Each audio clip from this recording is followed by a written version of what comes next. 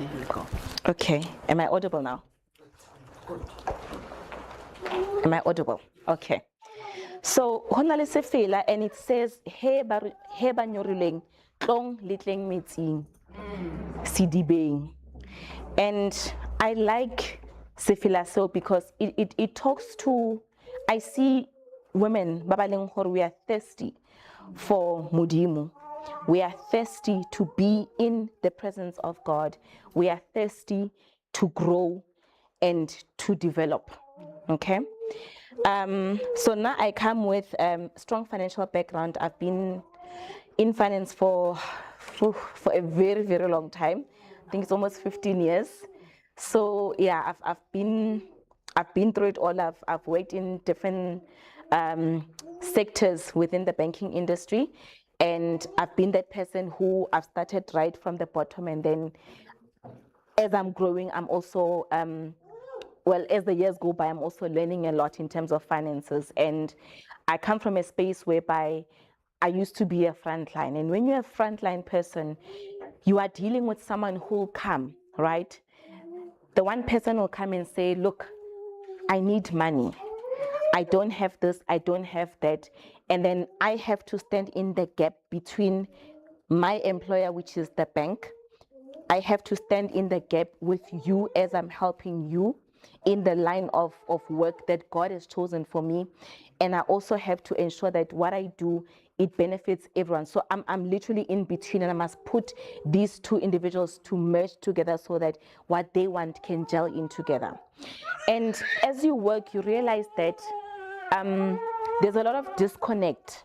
And I say disconnect between, there are things that we as people, we've got expectations from the financial institutions that we bank with, and then the bank comes and they say, no, you know, there's nothing that's as worse as when you are at a time of need, you're in a time of need, and the bank comes to you and say, no, we can't give it to you. And many a times you don't understand why. So I'm hoping that today's session will actually help you understand why, because I come from a space whereby what I do, in as much as I need to help you as well, but I also need to protect the interests of the bank, and thereby also, when I mean protect the interests of the bank, ensure that, like I said, that I put both of these two entities, I can call it entities, together, so that they can be able to merge and work together and coexist. Okay. So firstly, I want to come in. Okay, so we're going to have a Q&A session a bit later on.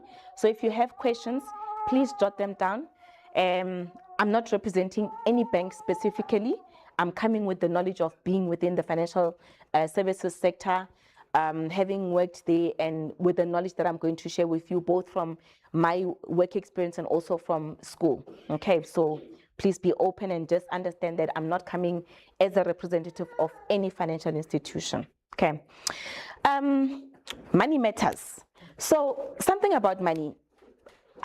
We interact with money in different ways. How you relate with money is different to how I relate with money. It will be different to how she relates with money. And the reason being is that we are three different people, number one, who have got three different needs, who are in three different cycles in their lives. Okay? You may be in the same age, you may be in the same ethnicity or ethnic group. However, your needs will always differ, because Mudimu doesn't, we are not all growing all at the same time. He didn't say, we are all starting, now we are going to be doing this. All of us are going to be doing this. We grow at different levels. Okay. So one thing that's very important is that you must understand that financially, your situation will never be identical to someone else.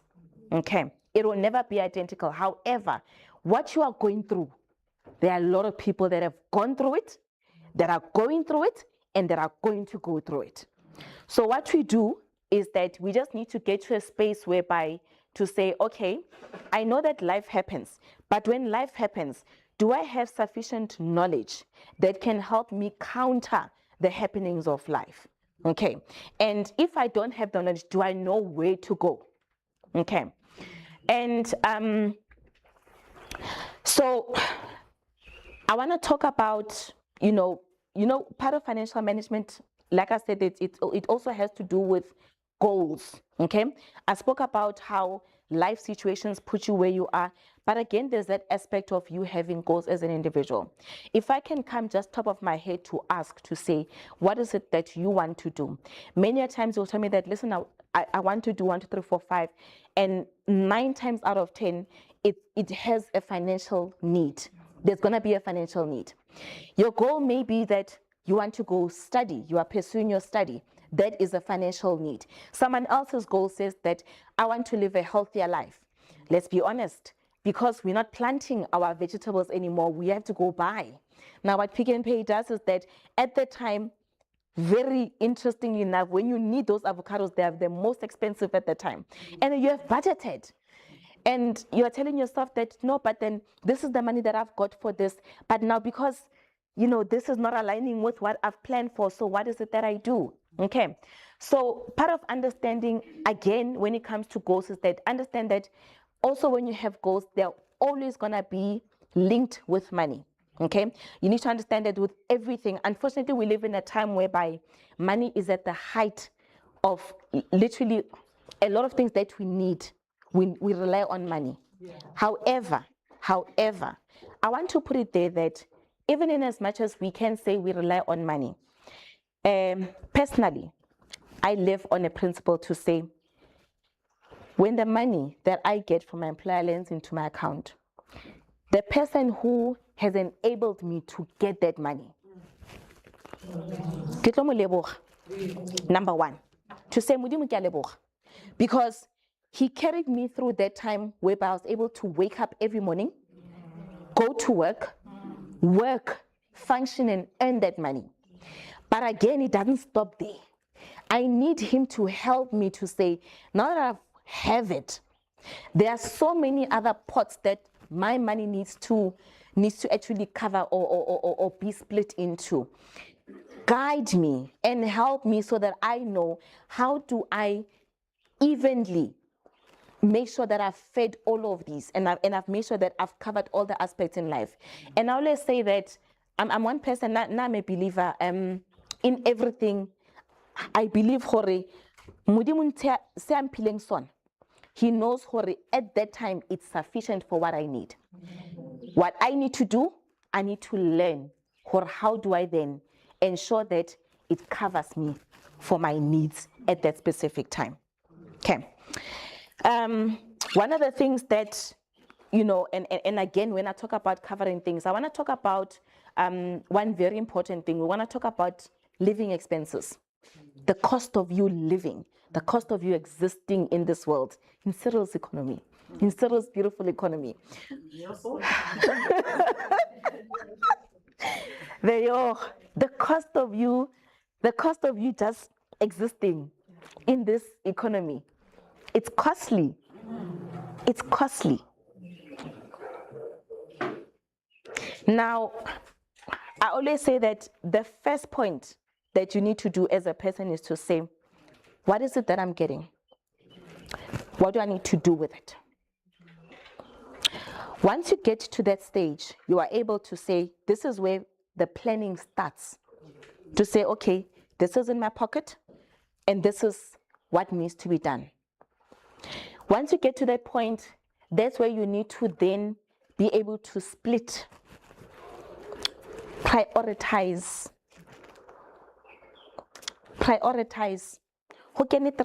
From the 3 rand, I need 250 to survive. And then hosala 50 cents. Ka 50 cents, do I go blow it? It's tempting. And believe me, as everyone feels like hanga salaka, and it's good. It's important. Mara, why don't we put that as part of an expense? Why? Because sometimes that's what we do. A person will come and say, okay, these are my expenses, but in those expenses, I'm not including things that are very vital for me. Classic example, females, and we are all women. Hair. Oh boy. Nails. Makeup, skincare products. We somehow feel like they're not so important, so I'll put them aside. And then you do all the budgeting, and then after you are done with the budgeting, no, but then there's still these other things that need to happen. But Chabedi guy, hayiyo. Okay, so one of the things that I feel it's very important is that as a person, we need to be realistic with our expenses. You need to sit down, pen and paper, and tell yourself that, okay, this is what I need to survive, and be realistic. High balance, high balance. High balance, high balance. And the minute you make that realization, it's your first step to you to saying, I'm gonna need help in making this balance. Okay, because high balance, what happens? Relocopa. Harokopa, they want the money back. And early next month, most of the time, you have one. So how do you stop ourselves from getting to that point whereby we end up constantly things are just increasing, but we don't understand what's happening. So the first point is that have a realistic,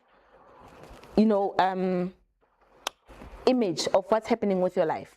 This is what comes in. This is where the money needs to go. This is what I would like to do with this money. And this is where I would like to go. And it brings me to the next important part to say, how do we get there? So I want to talk about components of money in banking, right? I'm going to talk about 4 different aspects, and I'm hoping that once you speak about this, you sort of get to understand. Number 1, we're going to talk about the transactional. The transactional is your normal account, your savings, your check account. That is it's a room, or it's a pathway for you to get the money in. But again, it also tells us a lot about you. Now when you sit at the bank, they tell us you need to do this assessment. When you need to submit an application, you need to check what's going on. I can tell you more about yourself by looking at your transactions than you can tell me about yourself. Okay, so one of the things that you need to understand is that when you have a transactional account, number 1, it is that tool that enables you, or rather allows you to get that money in. Okay, once that money is in, now you need to spend it. How do you spend it? That is where, like I told you, Jorge, you need to then make sure that the prioritization is there to say, we need to deal with what's important first. What is important? We all have our living expenses. There's rent, there's rates, maspala, and bari timela ne. Hey, bari timela guys. Bari timela ker. There's rate, there's rents. There's rent, there's your rates, there's your electricity. And sometimes you budget for electricity, but now it's May, it's June, and it's very cold, and on other days I'm gonna need to switch on the heater. So my cost in September is gonna be different to my cost in July. Do we understand that? Yeah. Do we make provision for that? Sometimes we don't. You start the year telling yourself that my electricity costs me 300 Rand a month, and you think the entire year is going to last you, but that's not it. That it doesn't work that way. The same as with, okay, I'll mention on, particularly on my side, when it comes to food. Now I've got a daughter, 80% she's with me, 20% she's not with me. That 20% when she's not with me, it is nice. Nice for my pocket, but is it a realistic impression of what's happening in my life? No, it's not. Okay. You having a transactional account, and again, I want to stress the importance of us in checking our bank accounts. You look at it for your and not right. Okay. To realize and what's happening in your life and what your needs. And that a lot of people that consistently look at it's a consistent reality.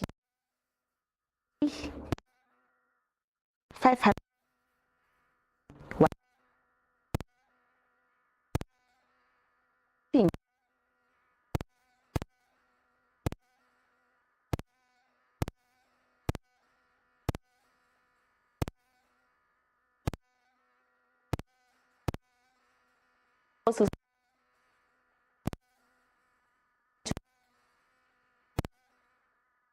you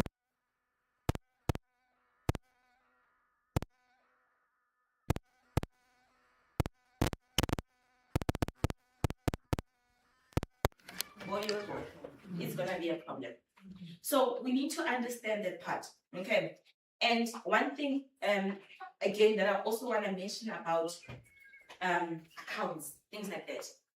And it happens a lot lately, and we see it from a banking perspective because someone will come and say, hey, after go 2 days, but another one, after 6 days, another one. Some things become a habit. You need to learn to contain those things, especially things that are not going to be beneficial to you. You play lotto today, got 20 rand, you've won 50 rand, and you think, nice, I can win. Let me try it again tomorrow. And not just lotto, there's one voucher, there's so many other things. But what it looks like on the banking side, because months later you go to the bank to say, I've been working, I want to buy a house, and the bank says, no, we're not going to give you the money. And you say, no, but why? I've been banking with you for so many years. You have all of my accounts. But now, what we do, we check what happens, what's happening in this person. We are able to do a risk analysis based on the type of things that happen on your account. So number one, when it comes to your transactional account, your salary account, protect it. Your salary account, you don't try a lot of other things on it. They tell you, hi, you're expecting money. I'll tell you of real life situations, but I'm not going to be specific in terms of names and companies and anything. I had a situation where one of my clients calls me. He's in DRC at that time. He says to me, listen, Butimelo, I invested in this platform some years back. They stole my money. They want to pay me back. I'm like, oh, lovely. So they did the investigation. They found the money. He says, yes, they found the money. Can you please make sure that you move X amount from one of my investments and put it in that account, because they want to make sure that when they put money, it's there. And I'm like, wait. And now I like to repeat what you say, so that you must, if you didn't hear yourself once, you must hear yourself twice, thrice, and 4 times. So what you're saying is that the person wants to pay you money, wants you to make sure that you've got money before they can pay you money. Is it making sense? It's not. It's not. So again, when you protect your account, you must have that account that says, this is not a playground for anything that happens. The same with, I know with a lot of young people. How many times did you go to Pick and Pay ASAP? Uber Eats, Checker 6060, Mr. D, deliveries. When you enter your card details, do you delete them? No. Do you save them? No. Who are you saving them for? For the scammer to call you? The one who's sitting in Indonesia? The one who is working while you are busy sleeping? Are you saving your card details for that person? So that whenever they want to run that transaction again, you'll think, it's nothing because it's 34 rand. Check 34 rand across 3 months because they test you once. I carry you go. We are very digital savvy nowadays. So what we do is that you think to yourself, oh, I saw something on Shein. I want to buy something on Shein. Let me enter my card details. They ask that 16-digit card number. They're asking for your CVV. They're asking for your card expiry. And you say, save the information because I don't want to go through the hassle of entering it again. Right? It's a convenience at that time, because you don't have to remember, you don't have to do the manual work of doing it. However, it becomes an inconvenience where one day you go to your account and you're trying to actually pay for something and there's no money left. And according to you, you have your mind must to say, no, but I should still be having money. And we're going to say, no, but this went off, and then this went off, and then this went off, and then this went off. And then you come back and say, but how do they have my information? You saved that information on an online platform. You don't know who runs that online platform. You don't know. I've seen instances whereby a company, you'll get an email from a company where something that was supposed to be the letter M, it's an R and an N. And because sometimes we are short-sighted, we just want to do, finish. You don't see, no, this is not an M. This is a R and a N. But now what have you done? You've taken your card, your salary account, not just your salary account, that account that's supposed to sustain your family, your children, and you've just put those details on the online banking platform just for convenience. We need to be aware of such things. What's nice about banks nowadays is that understand that when it comes to theft and things like that, robbers don't go to banks. They don't come to us anymore. They don't do that. They target you. They'll call you and they'll say, someone's about to go into your account. They're about to take 3,000 from Take a Lot. And you're like, yeah, no, reverse. Let me give you this. Let me give you that. But you know your bank's phone number. Why don't you call your bank? Do they not have a number that works 24/7? Why don't you call your bank? Simple things. We see it every day. So the most important thing is that you need to preserve that transactional account, because yes, it might not do, it does a lot for you, because that's where you're able to do the most things. Okay. And then I want to come to the aspect of risk. Remember I said that we've got 4 segments. Coming on to the second one, risk.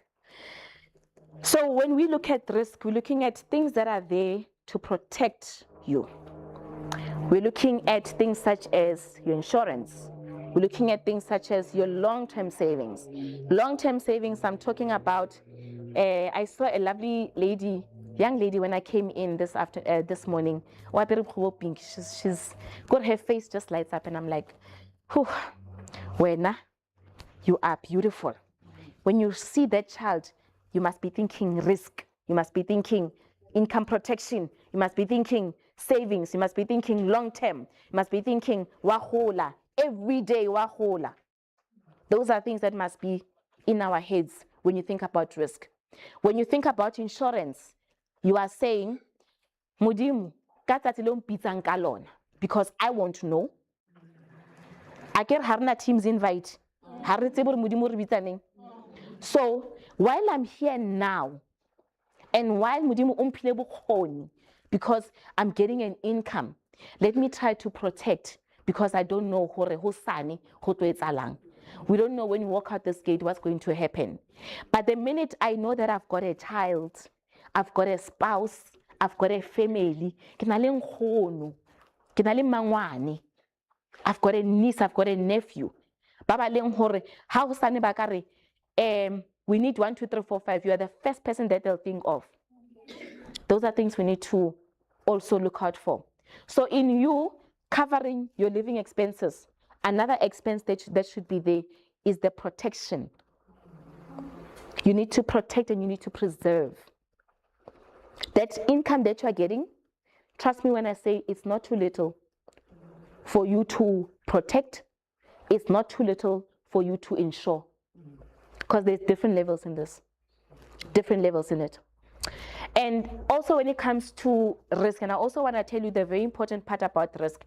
They don't just talk about funeral policies. We are, as Batwabat, we are sold a lot of funeral policies. Yeah, if you die, if you die, you must have a Mercedes that's gonna come and take you to your final resting place. You're not driving a Mercedes. Right now. Yeah. So that's why you also need to have, and you need to ask for the spirit of discernment to say, Mudim, help me, Hori, even when I realize that I need certain things, help me keep within my personal limit. My personal limit in that there's no need for me to go have a life cover at 10 million. I need a life cover. Do I need 10 million? Maybe not. Do I need maybe 1 million? Depending. And remember, when I started the topic, I said that we are all different. You might need 1 million, I might need 3 million, because but again, I need you to please understand that when banks and financial institutions tell you about insurance, it's not funeral. That's the only thing that is there. Understand that there is your funeral, there is your education, there is your retirement. You know those retirement annuities that they want to sell you sometimes? Oh, those beautiful things. Because retirement annuity tells you that, listen, we know you've got a pension fund komsebenzi. However, we know that shorter and it's depreciating. The 100,000 that you have today that can cover 7 of your needs in 10 years' time will only cover 3 of your needs. Okay? So we need to have that in mind as well. And I want to also just touch on life cover. There's a lot of misconception when it comes to life cover. People feel like the minute I start working, I must have life cover. Do we understand why do we need that product? I'll tell you what. When I started working, I didn't take a life cover because I thought, Kiwani, I'm single, I'm young. If anything happens, I've got that portion of mosebetsing, I've got my portion in investments. So if anything happens, I have split it between my family members. Then I had a baby. Oh, did my life change.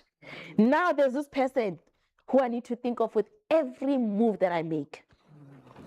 After having a baby, then I had a house.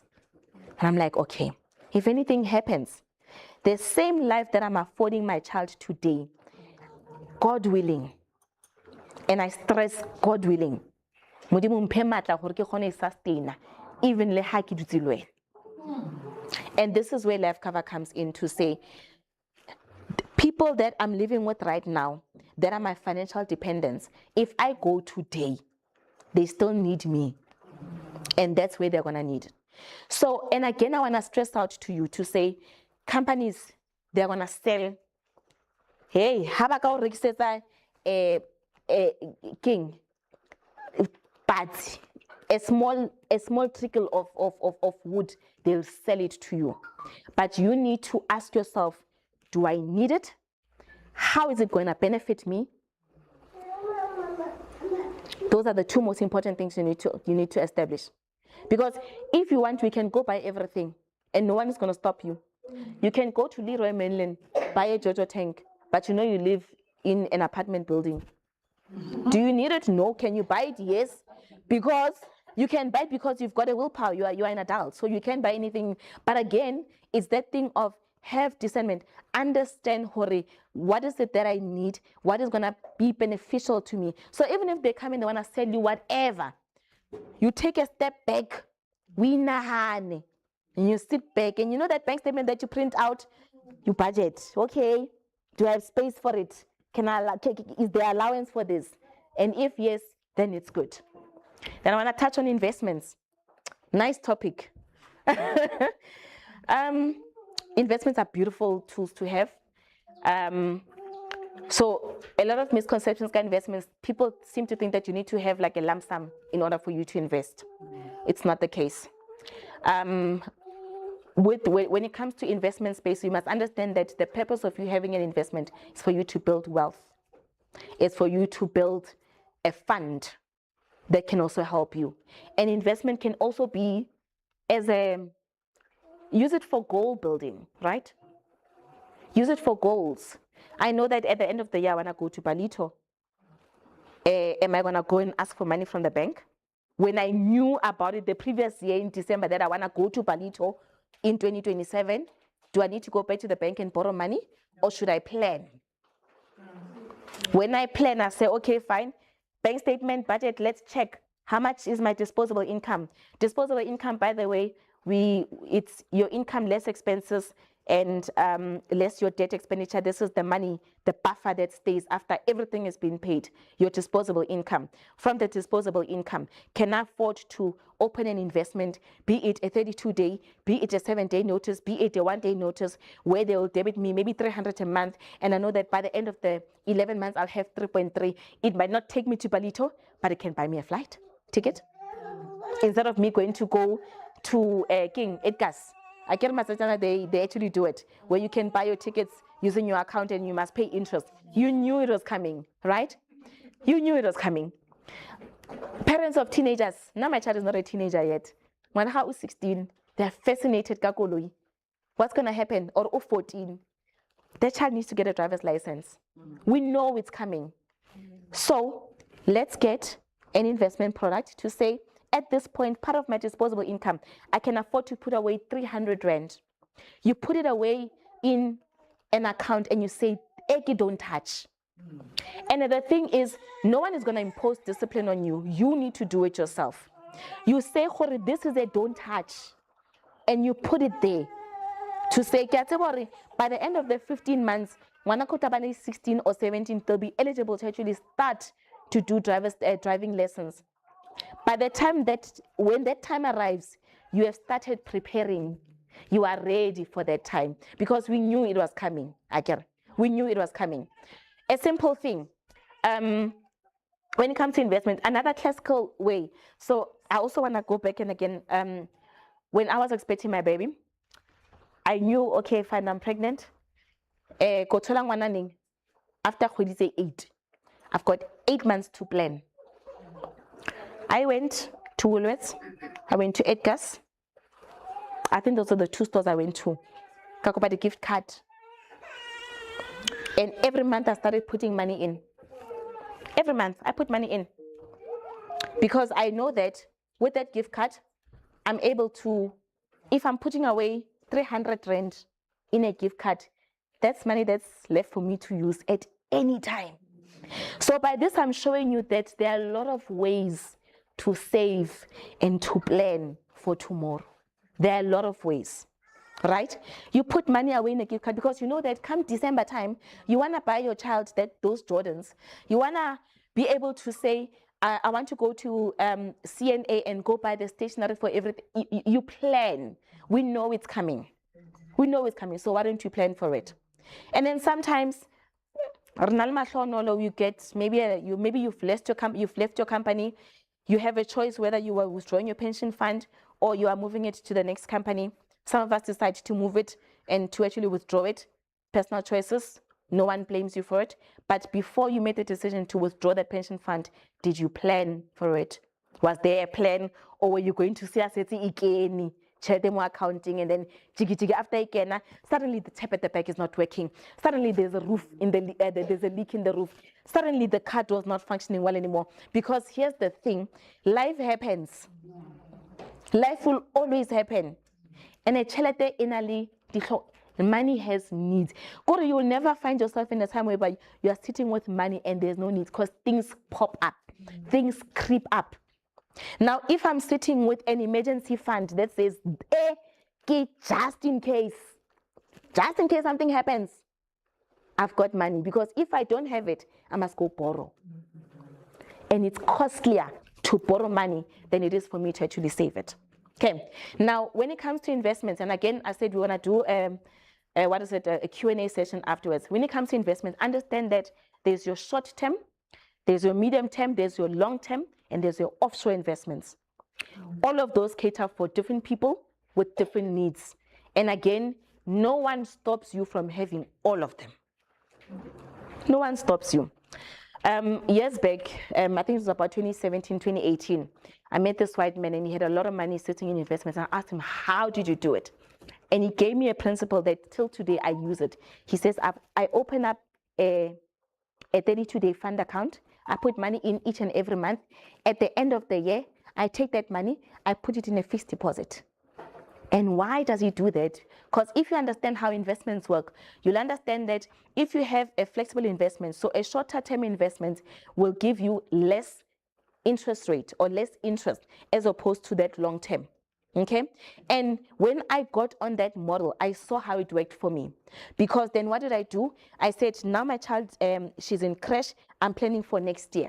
So what I'm doing now is going to help me next year. So I started by putting away money to say, if the fees are 3,000 rand this year, let's say they increase by another 10%. So it means it's going to be 3.3 divided by 11 months. Then I had my figure that I had to invest in. And I started putting away money. Every month I put it away. Every month I put it away. And then a time came when I had a bonus. I wasn't expecting it and I loved it. Instead, what did I do? I took half of it and I say, just in case. Yeah. And then the other one, I check, okay, we are in December. Come next year, there's uniform, there's transport fees, there's school fees, there's everything, there's books, there's everything. For some of us, there are tutors. Our kids are in schools, but they're battling. We need tutors. You get a tutor or 400 per hour. You can't just say, oh no, it's too expensive, I can't do it, because you understand that by you doing this thing, it's gonna enable your child, it's gonna help your child in future. A simple thing as a medical expense. Yeah. A medical expense. Medical aid tells you, I will cover this, but that one you'll see to finish. A medical expense. So understand that with investments, there are ways in which you can invest money, and there are different tools. And I want to talk about something that we don't really do a lot, and they're not pro it when it comes to banks. Stokvels or collective scheme banking or investing. A lot of people think stokvels should only be about we're putting away money, end of the year we're getting grocery. It doesn't have to be like that. It doesn't have to be like that. You get people who are like-minded, people who have the same vision as you, and you decide to say, we are going to put money away. I'll give you a classical example. I'm part of a stokvel myself. What we've done, basically when it started, we said we are opening the stokvel to say that if anyone abale leave, we've got money. And funny enough, we're always planning for death. I don't know why. We plan for leave, but we don't plan for living. And we went back and we're like, no, what are the options that are there outside? Then I heard that there's this thing called a group scheme. So a group scheme is what your Old Mutual, your Liberties, your Metropolitans would do. Basically, they charge you, maybe they give you a cover of 10,000 rand. They say you'll pay 60 rand, but they are only paying 30 rand for that. So the rest of the 30 how? So what we do, we found a group scheme. The group scheme said that, okay, fine. Instead of us using our money to say this is just in case any of our members or our beneficiaries pass away, give us a premium. We will pay you each and every month. We will be our old mutual. We'll be our old financial services institution. And then whatever money is left over, then only thing we had to do is to make sure that, number one, we abide by their rules. Very important. Follow their rules so that you don't lose out on what you're doing. And then we came back, we say, okay, so in essence, if we're looking at it, if we have to pay these people 1,000 rand a month for them to ensure our family members, it means that from 1,000 rand a month, we only need 12,000 a year. Meaning that from the 100,000 that's there, let's go back. Investments. Investments. And sometimes you don't even have to do continuous savings. Sometimes we say, let's take the money, man. We need it. Right, and it's fine. It's absolutely okay. Then the next year we went, Balo World advertised, they're selling shares. When a company sells shares, you must understand one thing. They need cash flow. Habana chalet. They need cash flow. We went in and we're like, okay, can we invest as a group? There were too many technicalities. So with everything, you ask questions, you research, you phone the company, you research, make sure that whatever it is that you are thinking and what's available aligns with where you are going.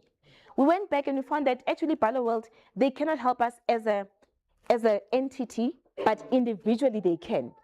And then we said, how much money do we have lying around stokveling? And we had an amount. We said, okay, fine, return sabukana. With what we are taking out, because we are match that amount of money. So 3,000 to invest for you. Try to match it up, and we sit and we talk to say, let's match it up. Right now, as I'm talking to you, we are shareholders. We're not very big shareholders, but we are there. Like we are there. You are counted. You understand what I'm saying? So these are things you need to be aware of. So these are things that it's out there. The information is there. They'll tell you. All you need to do, go reach and pick the fruit. By you picking the fruit, you are getting the information. You are learning about how that product works. And you are checking how will it work and how do you take that product and make it usable in your life. Okay. Then lastly, I want to talk about credit, the big C. Oh, Dikoloto, guys. By the way, I need you to understand that everyone is in debt. Don't feel ashamed. I've had people who earn around 200K a month. They still need dikoloto. Yeah? Remember what I said when I started, Hori? We are people, different needs at different life stages. Okay? And another thing, again, we've got different ones. So that's also another determining factor. Sekoloto is not a bad thing, but you need to learn how to use it. When is it beneficial to you? And most importantly, what type of skoloto is good for me? So one thing I want to tell you about credit, what they do, they've got different types of credit. There's your personal loan, there's your credit cards, your overdrafts, your vehicle finance, your home loans, right? All of those things, number one, you must understand that the purpose of credit is a way for a bank to make money, by the way. For the bank to give you money, they've borrowed it from somewhere. So we are going to pay.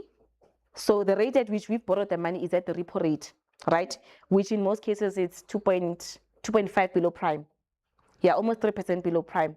Okay, so at 10.5, we're looking at around 8 or 7.5% plus minus.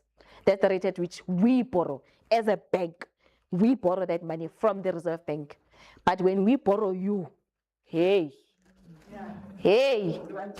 have you checked your interest on your personal loan? Have you checked it? It's beautiful, ne? 26, 27, 25%. And you try to do the math, but the math is not mathing. When you do the normal calculation, like, no, the math is not mathing. You know why? There's this thing called the cost of credit. And this is where we, as a financial institution, also make our money. We make it by your initiation fees.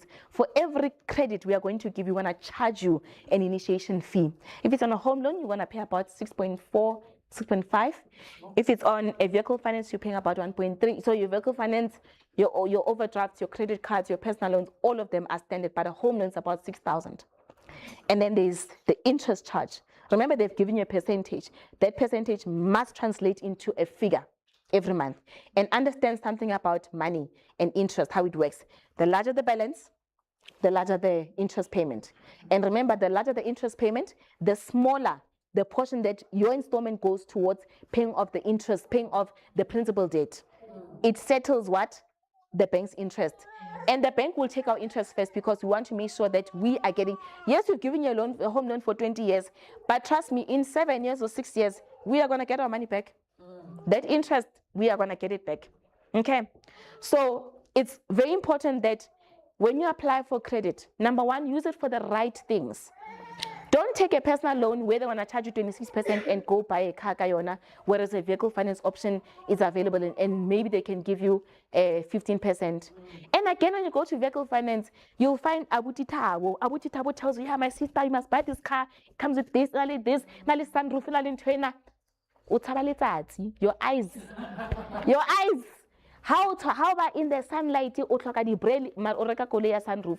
You ask, sunroof we can buy. How much? No, how much is it? You are selling me a warranty. How much extra? You are saying I must take these rooms instead of that. How much? Because everything, it felt like okay. So again, understand that when you went to go buy the car, no reka fashion kapa no reka koloi. Did you need something sporty or you needed something that's going to help you to move around? Okay.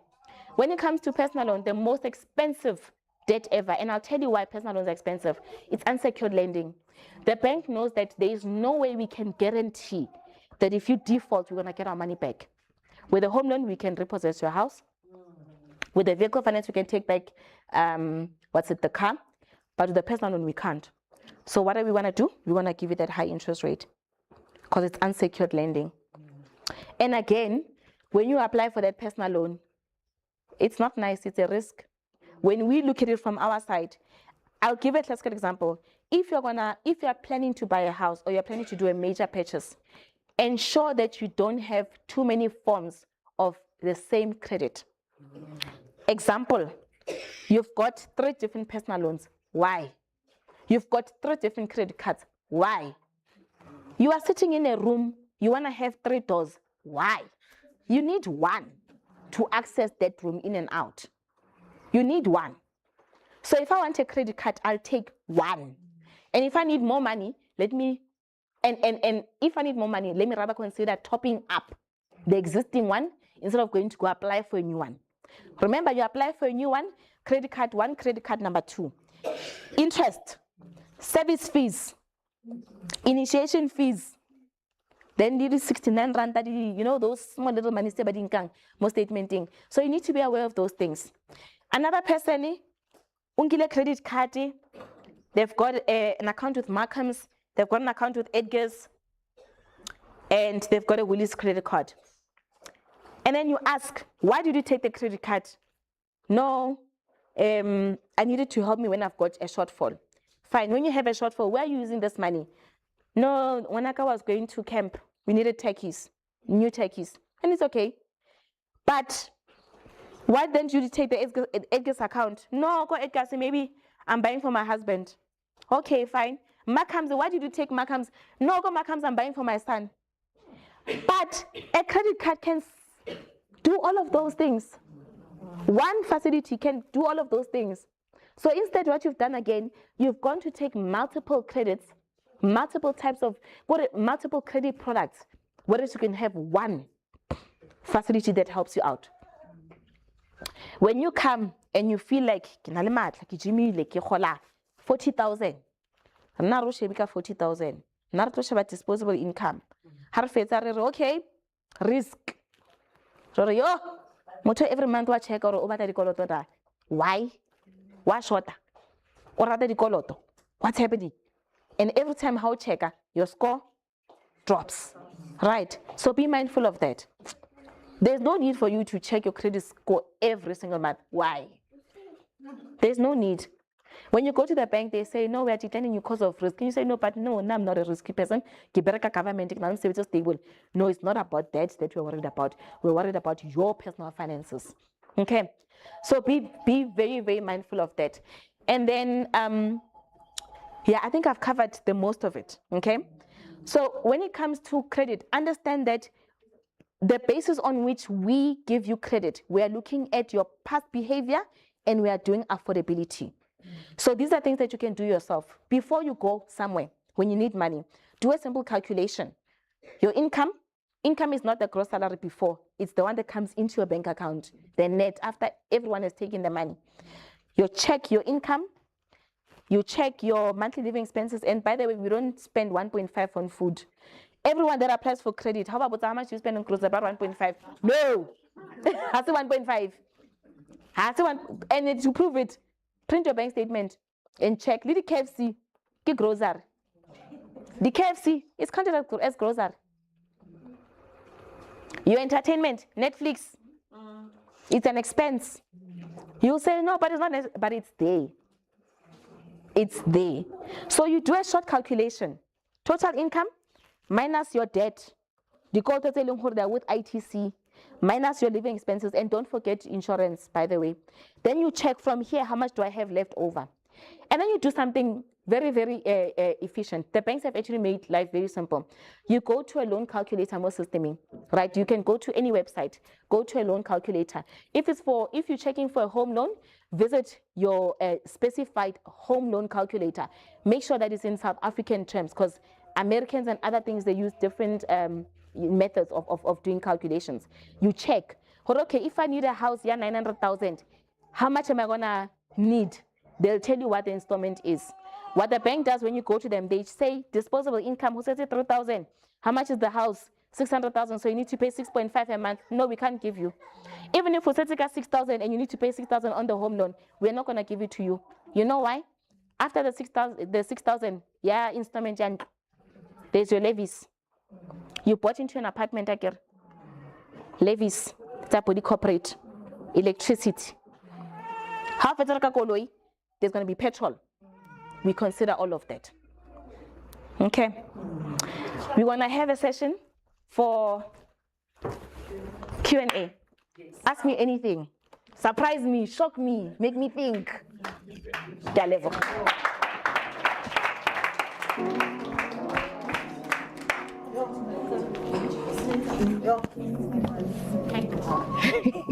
It's a lot of information.